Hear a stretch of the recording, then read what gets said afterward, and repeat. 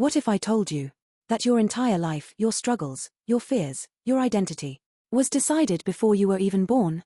Not by you, not by your parents, but by a choice made generations ago. This is the story of two sisters. One lived in luxury, inside a castle. The other was chained beneath it. They shared the same blood, but they lived in two completely different worlds.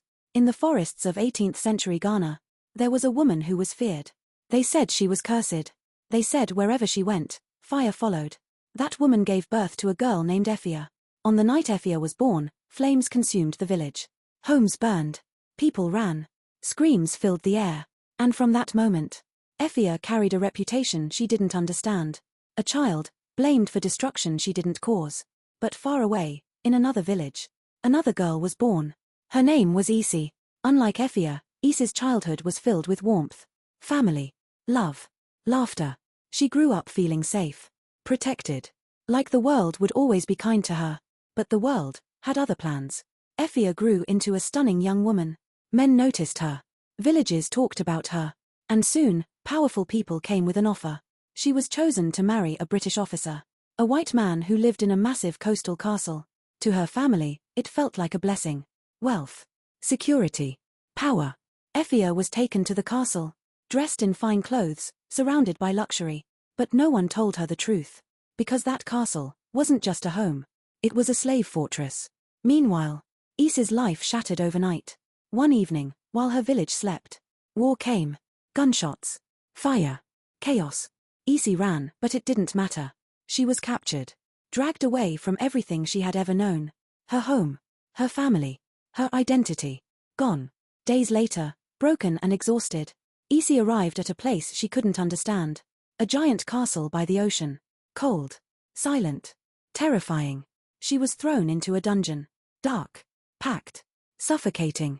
Women crying, chains clanking, the smell of fear and death. And above her lived her sister. Ephia walked the halls of the castle freely. She wore silk. She ate well. She slept in comfort. But sometimes, she heard noises. Faint screams. Echoes rising from below. She asked questions but was told nothing. Don't worry about it. Stay in your place. Below her feet, Isi was losing herself. Days blurred together. No sunlight. No freedom. No hope. Women were taken away, one by one. Some never returned. Others came back, broken. Then one day, it was Isi's turn. She was forced onto a ship, packed tightly with hundreds of others, chained, barely breathing. The journey across the ocean was hell. People screamed. People prayed. People died. And their bodies were thrown into the sea. Isi wasn't just leaving her home. She was being erased. From this moment, the story splits. Two bloodlines. Two destinies. Ephia stays in Ghana. Her children grow up caught between two worlds. Their own culture, and the influence of colonizers. Generations pass.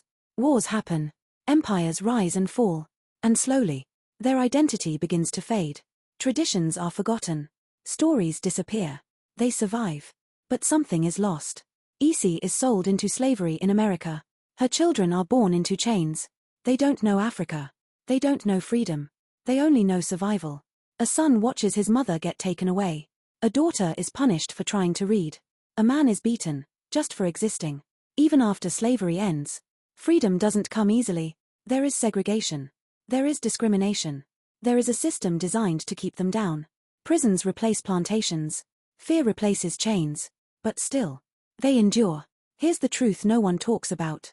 Pain doesn't disappear. It travels. From parent to child. From past to present. A mother who never felt safe raises a son who doesn't trust the world. A father filled with anger passes that anger down. Even when the chains are gone, the scars remain. Invisible, but powerful. Now, we reach the present. Two people.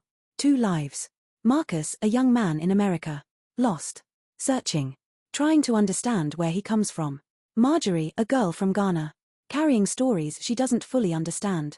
When they meet, something feels familiar. Like a connection they can't explain. Because their histories, their blood, their pain, are connected. For the first time in centuries, the two broken lines begin to come back together. This isn't just a story about slavery. It's about what history does to people. How it shapes us, changes us, follows us. Two sisters. One lived above. One suffered below. And their story never really ended. Because it lives on.